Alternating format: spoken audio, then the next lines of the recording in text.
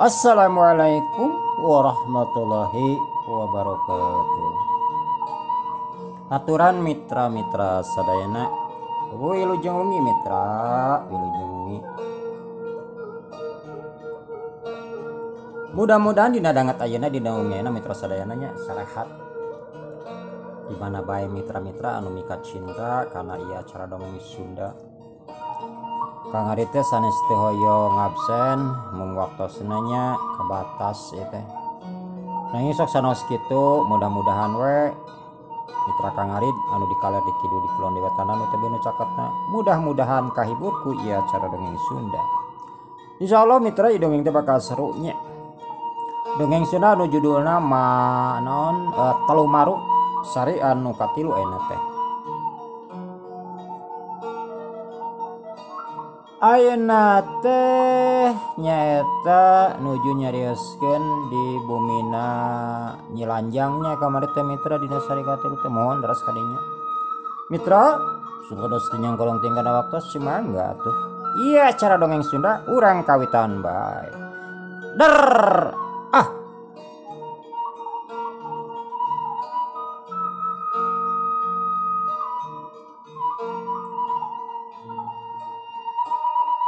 Sabab manehna pika sebeleun waktu terus nyerelek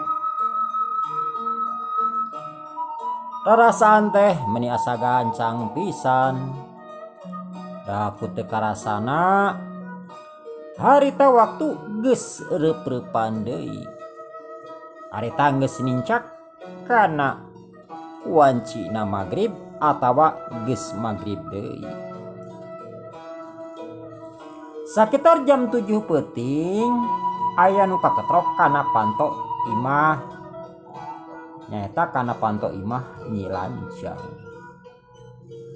Atuh Nyilanjang gura-giru muruk ka lawang panto brai panto dibuka kasampak di luar geus aya mandor santa. Kituna teh bari nyerengeh nyengir eta huntu nu baradag teh katempo kasorot ku damar bari dina leungeunna nyekel bungkusan atawa mawa bungkusan siga namanya roti anu dijanjikeun teh atuh mitra nuang roti zaman Walanda. Kang Mandor mangga Kang kalebet kitu cek Nyilanjang. Kituna teh bari seuri katingali huntuna nu bodas tos meres teh. Atuh Mandor santa nimere deui. Mandor santa memeh asup ka jero imah Nyilanjang luak ieu keula lain naon bisi aya anu nempoeun. Sieun manehna ge ari katampo ku batur mah geus puguh eueuh sasaha tuluy manehna asup ka jero imah. Gek Mandor santa diuk dina sama anu geus diamparkeun ku Nyilanjang. Da cek Nyilanjang pasti cenah Mandor santa bakal datang. Oh nyi ieu roti teh yuk jangakeun kitu cek Mandor santa bari mikeun bungkusan.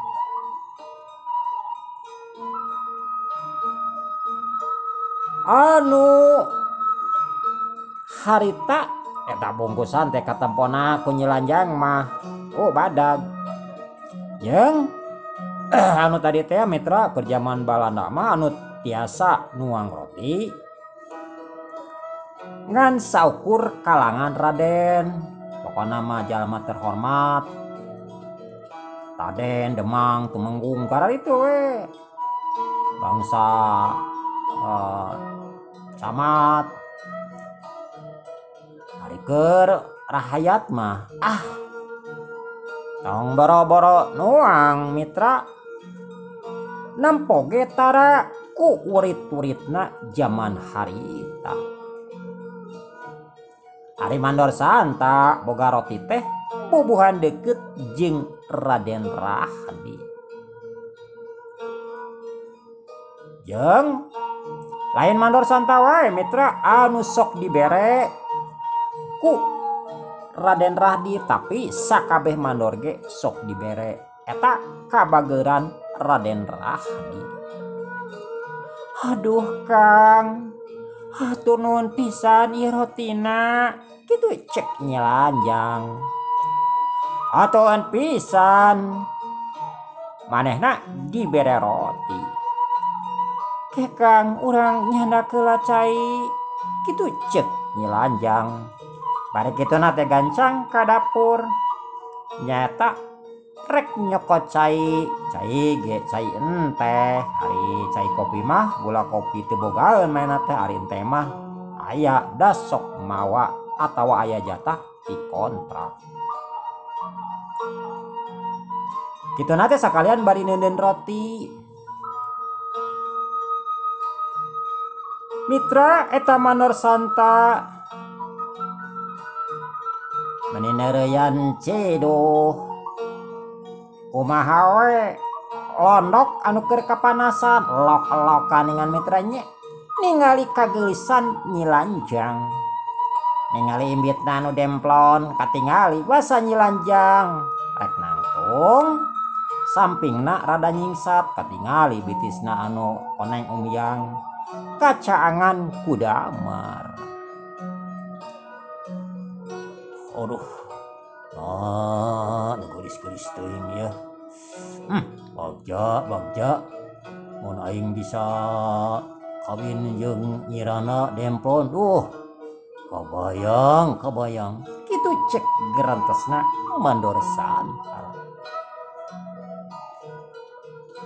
Teu lilajol Nyilanjang geus datang deui bari mawa cai kana cangkir. Sok diteundeun hareupeun mandor santa. Mangga Kang caina dileut. Hapunten teu gaduh tuangeun. Da batan sakieu ari abdi mah, kitu ceuk Nyilanjang. Oh, nuhun Nyi, nuhun. Teu sawios caina ge. Akang mah tos ngarasa cekap. Kituna teh cek mandor santa bari gancang nyokot cai agot eta cai diinum. Karasa ti korona anu garing. Atuh ari geus nginum mah ayeuna mah ti koro mandor santa rada longsong.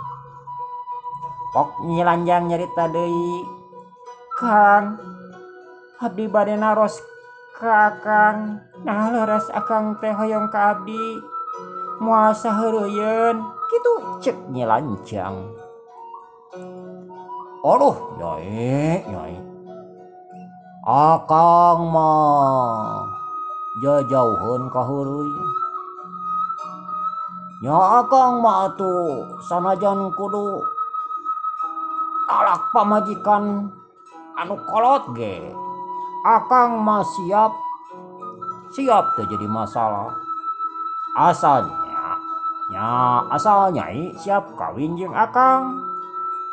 Ridho Akang mah keun bae masalah nu kolot mah. Nya Kang, lamun kitu abdi kersa. Tapi aya syaratna Kang. Saupami Akang tiasa nudunan syaratna, mangga teh teuing rek iraha Akang mihukum ka diri abdi, kitu ceuk Nyilanjang. Ato mitra manor santa meni curing hak. Bungah ngadengana yen nu geulis Nyiranda daekeun dikawin ku manehanana.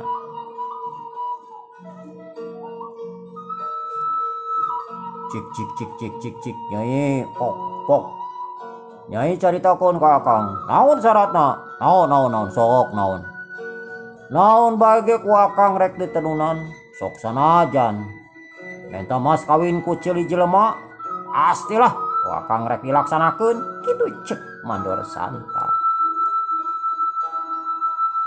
Abdi mah sanes hoyong di mas kawinan ku cepil jalmi Hatanapi kuramo jalmi sanes Kang. Kieu Kang rencana abdi teh. Anu saterusna mitra nyelanjang ngabejakeun rencana maksud manehna yen manehna hayang boga harta kakayaan Raden Rahdi. Kabeh dicaritakeun cenah lamun abdi senang tangtuna ge Kang Mandor bakal ngilu senang. Jeung akang moal jadi mandor wae tapi bakal jadi anu bogana. Tah kitu Kang kumaha sanggematawan teu Kitu cek nyelanjang. Kitu nate nyelanjang bari neuteup ka Mandor Santa hayang apal kumaha tekad jeung eusi hatena. Atuh ngadenge kitu mah Mandor Santa rada ngahuleng. Asa reuwas kareureunnakeun. Ari minta syarat kitu mah eungap berat lain dikieuna cek pikir manehna kajen keneh mere mas kawin ku emas atawa ku duit. Nah Kang make ngahulang teu sanggup Kitu cek nyelanjang. Oh. Lain masalah teu sanggup nanaon. Akang sanggup nyi sanggup. Tapi eta palebah nyai kawin jeung Raden Rahdi asa lieur kana sirah akang lieur pisan.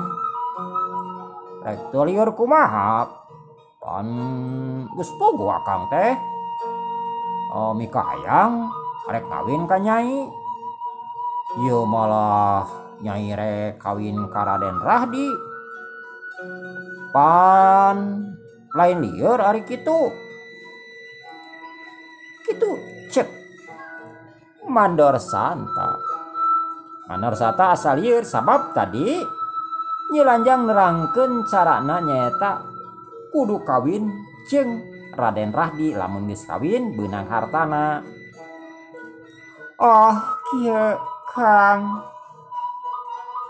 Akang ulah salah paham. Tujuan abdi mah pan kawin teh ngan saukur ngalah hartana wungkul. Lain hayang salilana kawin jeung Raden Rahdi. Pan lamun geus beunang mah hartana gampang. Abdi tinggal minta ditalak. Terus abdi kawin jeung akang. Pan urang duaan bakal senang. Kitu Kang maksud jeung tujuan abdi. Kitu cek nyelanjang.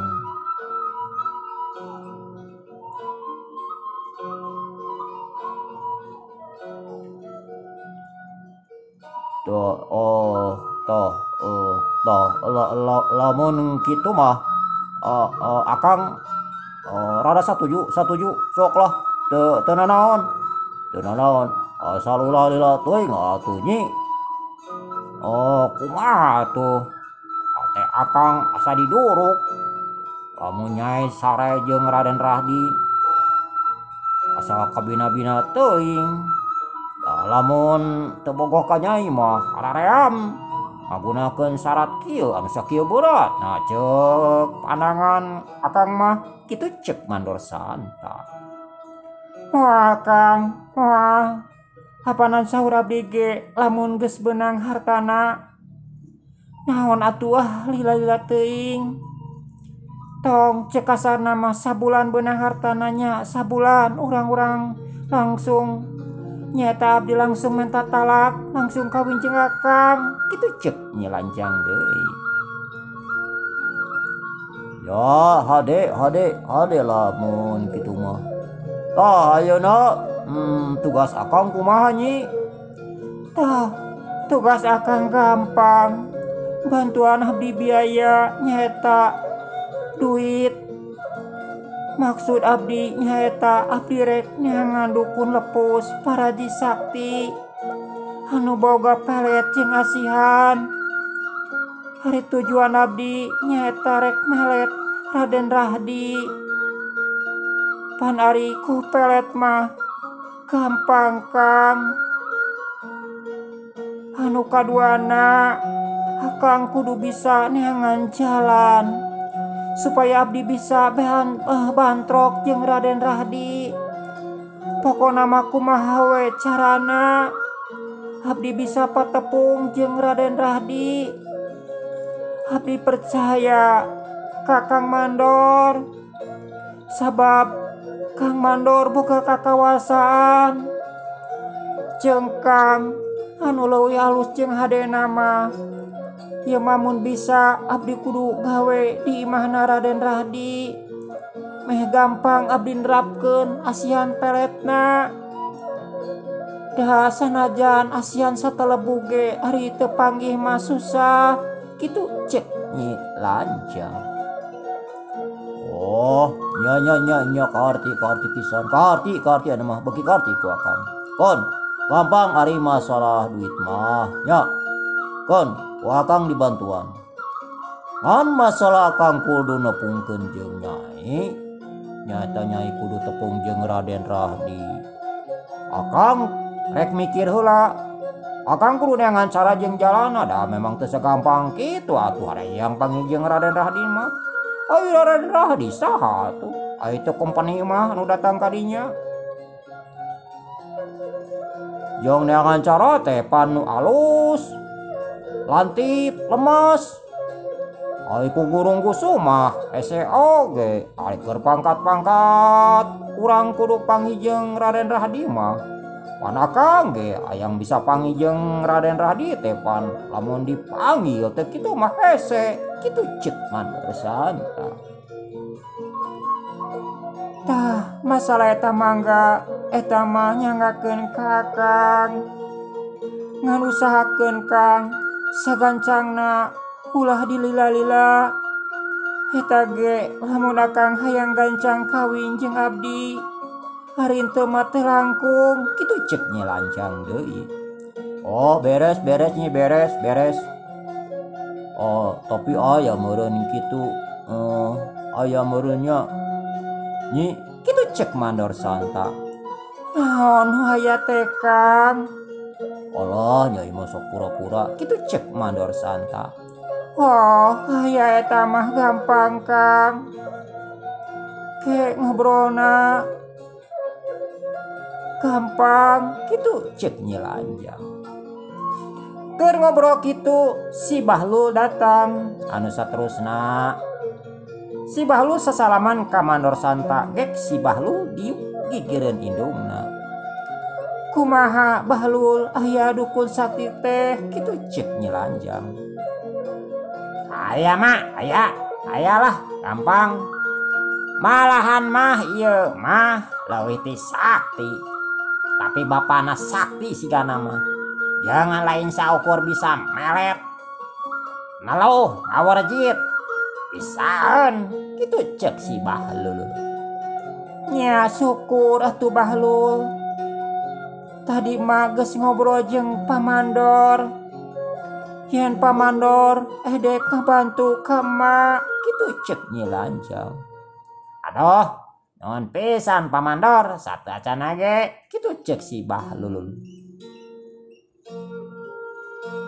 Ya, teu naon Jang, ari masalah eta mah gampang. Anu penting Ujang kudu bisa ngadukung ka Bapa ka Pamandor, sabab masa kadang deui ge Bapak bakal jadi bapak hidup, gitu cek Pamandor Santa. Gampang Pamandor, gampang lah hari perkawis eta mah. Gitu cek si Bahlul. Kosaruana eta bebenyit teh. Anu saterusna Mandor Santa ngaluarkeun rajut leutik. Dina saku bajuna sok dibikeun ka Nyi Lanjang. Toh ieu Nyi, nya ieu keur biaya ka ditu ka dieu. Nyata ke kadukun teh bisi kurang tinggal nyarita di kakang gitu cek Mandor Santa. Nuhun Kang, gitu cek Nyi Lanjang. Bari kitu na teh nampanan rajut leutik anu eusina duit. Atau si Bahlul ningali duit gitu mamane coring hak wah cenah ieu duit sarajut bisa poya-poya gitu anu aya dina otak si Bahlul. Gak cukup badami mandor santa terus manehna pamit bari mawa hate anu guligah bunga sabab manehna bakal kalaksanakeun kawin karanda gelis anu jadi rebutan nyaeta Nyi Lanjang. Awa penting karasa beki penting asa beki tiris kayaan dikontrak Cihibar karasa meni sepi ngan katingali culak cileukna lampu di kajauhan. Lampu ge mitra kapungkur mah terbatasnya anu pugu mah anu seueur teh lantera neng lantera ge lantera anu bararadag biasa. Hari-hari Raden Sonjaya Natakusumah atawa Sonjaya nuju ngobrol sareng Mama Kiai. Ari Mama Kiai Abdul Sidik gaduh murang kalih istri namina Nyimas Siti Maisyarah. Ari istri Mama Kiai tos lami ngantunkeun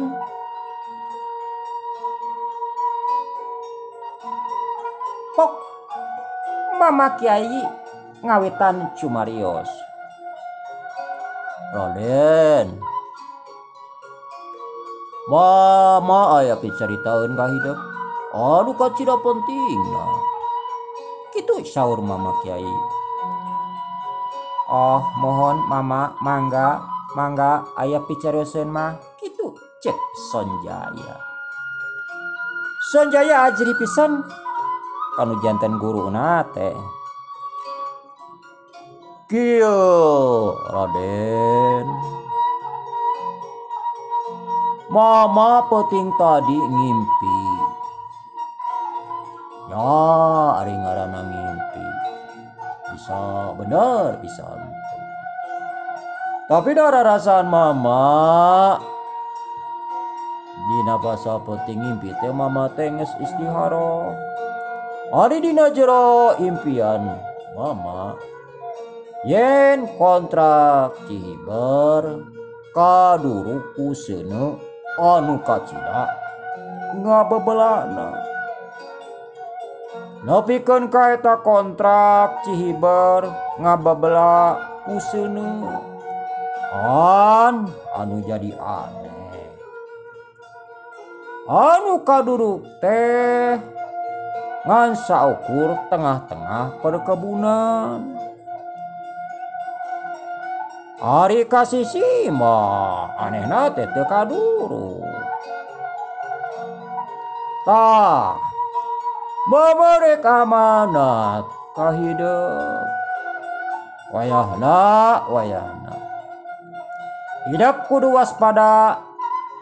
Wayahna hidup kudu iatna tur hati-hati.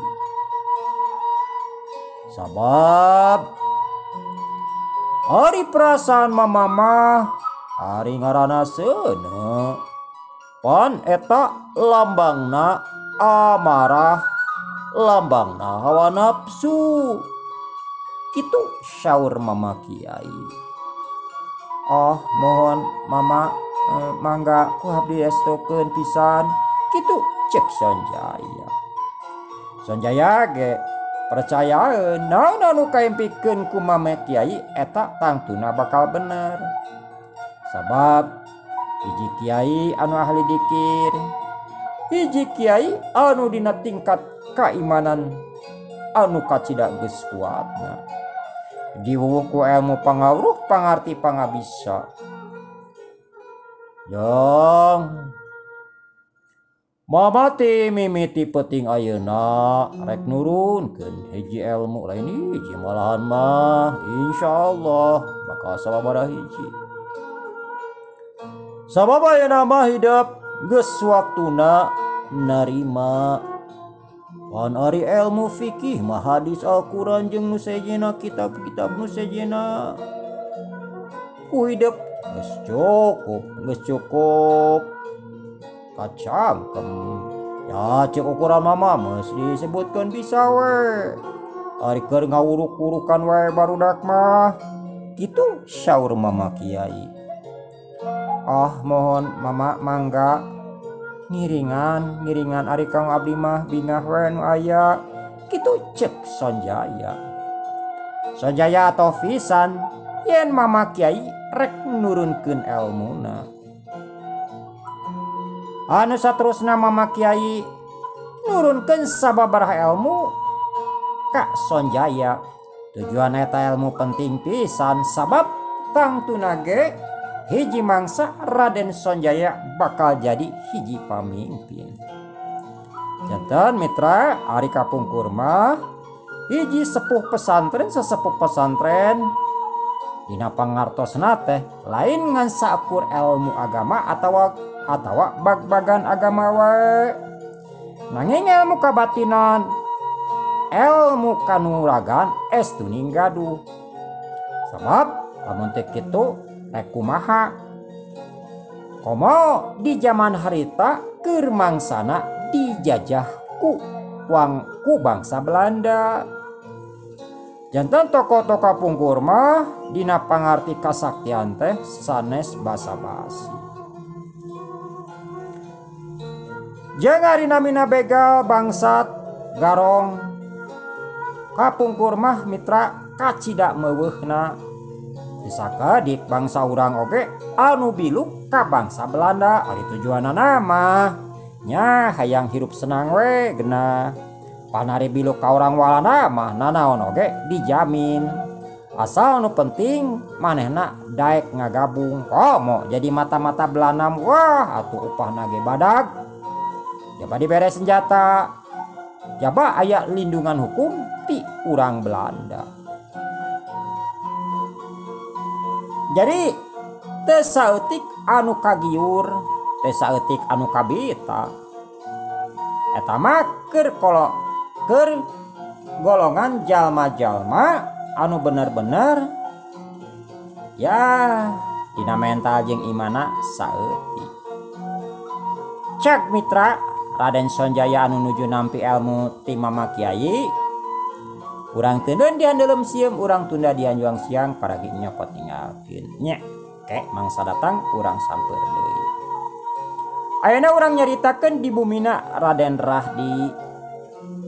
Harita kana jam 8-an peuting biasa di bumina Raden Rahdi mah kerame mitra tome kudu ngobrol. Jeung ari di bumina Raden Rahdi mah salilana ge rame. Sabab anu garawe boh pagawe kebon, boh tukang jaga nyata jaga peuting araya. Jadi pagawena Raden Rahdi mah kaitung loba. Tinu digawe di jero imah di luar pakarangan oba we. Jadi khusus sok cari cinya teh dirinya. Yang tiap peuting oge sok dijaga, sok aya keliling, sok sanajan eueuh ronda tinu sejen oge. Ari ronda mah biasa sok dilaksanakeun di jadwal ku Raden Rahdi. Contohna peuting ayeuna bagian ieu, peuting ieu bagian ieu. Kan beda jeung nu sok ngajaga di imah ari eta mah anggar teu robah-robah anggar we eta jelemana. Kasup pembantu nyaeta si bibi anu aya di imah anu tukang purah nyeuseuh, nyangung mah wadah jeung masak. Lain hiji aya kana tiluanana. Jeung ngarasa betah ngarasa genah we ari digarawe di bumina Raden Rahdi. Harita di tepas imah aya 2 urang lalaki biasa anu sok ngajaga imah. Ari anu hiji ngaranna nyaeta Mang Endin. Mang Endin umurna kana 50 tahunan. Ari anu hiji deui ngaranna Mang Juhdi sarubua. Mang Juhdi ge umurna jeung Mang Endin Itu beda jauhnya lah, beda sautak seetik. Sepak tosna mitra ning